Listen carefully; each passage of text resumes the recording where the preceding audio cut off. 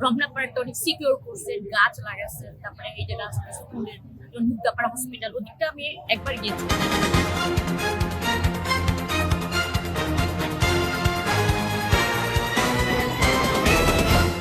আসসালামু আলাইকুম। ওয়ালাইকুম আসসালাম। আপা, আপনি তো এই বিজয়নগরের স্থানীয়, তাই না? জি, জি। আপনার নামটা একটু বলবেন? আমার নাম তাহিয়া তাজিম। আচ্ছা, আমরা নির্বাচন নিয়ে আপনার সঙ্গে একটু কথা বলবো আর কি।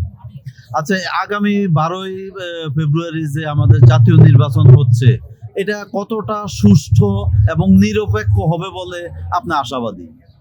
আমি আলহামদুলিল্লাহ 100% আশাবাদী যেটা ভালো হবে, কেননা আমাদের এখানে আইন শৃঙ্খলা সুন্দর মতো চলতেছে। পুলিশ বাহিনী বলেন, সেনাবাহিনী বলেন, ওরা তো সব জায়গাতেই থাকবে ইনশাল্লাহ। আর পক্ষ প্রতিপক্ষ সবাই তো সুন্দর মতো অনুষ্ঠান চালাচ্ছে, তাদের প্রচারণা, তাদের ক্যাম্পেইন আমাদের এলাকাতে সুন্দর মতোই চলতেছে। আমরা সবাই ভাই ভাই হিসেবে আছি, জি। কোনো দিক থেকে কখনো আনকমফোর্টেবল ফিল করি নাই আর কি।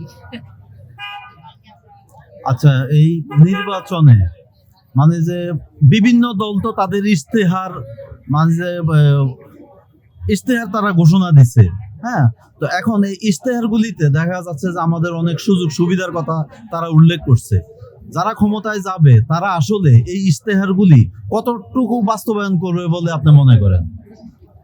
আমার মনে হয় ইনশাল্লাহ, যদি আমি যাকে পছন্দ করি, আমি যাকে choose করছি, ইনশাল্লাহ 100% করবেন, আগেও করেছেন। জি। আমার তো আসলে ব্যক্তি হিসেবে আমি যেমন বিএনপিকে খুব পছন্দ করি, আর আমাদের জননেতা হচ্ছে মির্জা আব্বাস। জি। তো মির্জা আব্বাস ভাই তো আমাদের এখানে যথেষ্ট উন্নয়ন করছে। উনি আমাদের যে বক্স কালভার রোডটা আগে বস্তি ছিল, ওখানে আপনার অনেক নোংরা পানি ছিল, যেমন আমরা ছোটবেলায় ওখানে অনেক মশা ছিল, যেমন ওগুলো এখন রাস্তাঘাট করছেন উনি। আমাদের এই যে রমনাপাড়াটা অনেক সিকিউর করছেন, গাছ লাগাচ্ছেন, তারপরে এই যে রাস্তা স্কুলের মুগ্ধাপাড়া হসপিটাল, ওদিকটা আমি একবার গিয়েছিলাম। উনি যথেষ্ট উন্নয়ন করছেন। আর মেনলি আমি তো অবশ্য বিদেশে ছিলাম অনেকদিন, আর দেশে আসছি পরে আমার একটা প্রবলেম ছিল মশারি। এখন আমাদের এলাকায় আলহামদুলিল্লাহ একদম 100% মশা দেয়, যেমন ডেঙ্গু হয় না, খুবই আরামে, মানে এই দিক থেকে আমরা খুব আলহামদুলিল্লাহ ভালো আছি। আচ্ছা, আমাদের যে নতুন প্রজন্ম জেনজি বা নতুন যারা ভোটার, তাদের সাথে তো আপনি কথা বলছেন বা তাদের সাথে মিশছেন, তাদের অপিনিয়ন কি? তারা কোন দিকে ঝুঁকে আছে? হ্যাঁ, তারা তো ধরেন তারা তো এখন অনেক ছোট, তারপর তাদের বিবেক হচ্ছে, তাদের জ্ঞান হচ্ছে।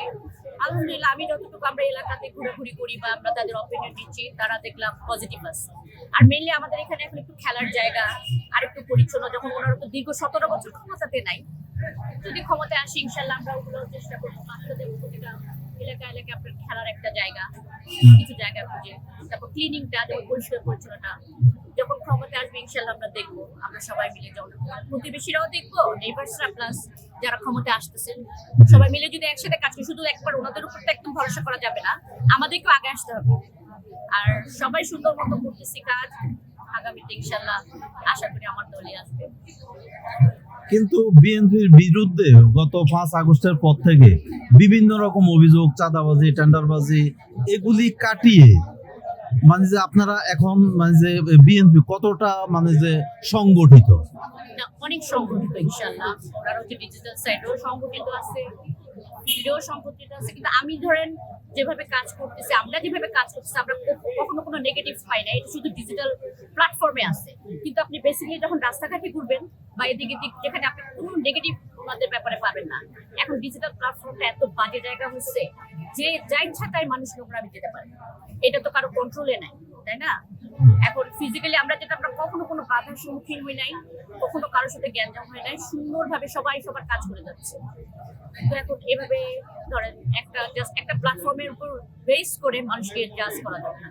আমরা তো এখানকার লোকাল বাসিন্দা, আমরা এখানে ধরেন আমার পড়াশোনা থেকে আসি, কখনো আমরা কোনো মানে নেগেটিভ সাইড দেখি না। হ্যাঁ, আমরা যে কোনো প্রবলেমে কিন্তু আমাদের এলাকার ওনাকে পাচ্ছি, মির্জা পাচ্ছি, কিন্তু যারা ধরেন লোকাল থাকতেছে না, যারা এখানে ধরেন তারা আমাদের সমস্যা কি এত বুঝবে? সে তো এখানে স্থায়ী বাসিন্দা। আর যদি বলে হ্যাঁ তারা আসবে, থাকবে, করবে, সে কতটুকু বুঝবে কোন গলিতে কি আছে, কোন জিনিসটা কি আছে? আর এখনকার বাচ্চারা তো ধরেন এগুলো ফেস করে না। বাচ্চারা তো যে একটু মোবাইলে থাকে, তারপরে ধরেন কম্পিউটারে থাকে। ওরা কি যারা আগের একটু পিছন জেনারেশন, তারা তো ধরেন এইসব অ্যাটলিস্ট তাদের কাছে ইনফরমেশন পেয়েও ধরেন আমরা আগে যেতে পারবো। আর বাচ্চাদেরকে ধরেন যে যদি আমরা ওই সিস্টেমটা করি, বাচ্চাদেরকে একটু ঘরমুখী না থেকে একটু খেলামুখী করি, তারপরে এই যে বললাম যেটা আপনাকে একটু খেলার জায়গা করে দেই, তারপরে পরিষ্কার পরিচ্ছন্ন রেখে বাচ্চাদেরকে একটা কমিউনিটি করি, সেটাতে আমরা আগে যেতে পারবো আমাদের এই কৌশল। তো ঠিক আছে, ধন্যবাদ আপা, নেক্সট বাংলাদেশের পক্ষ থেকে। ইনশাআল্লাহ, আপনাকেও ধন্যবাদ।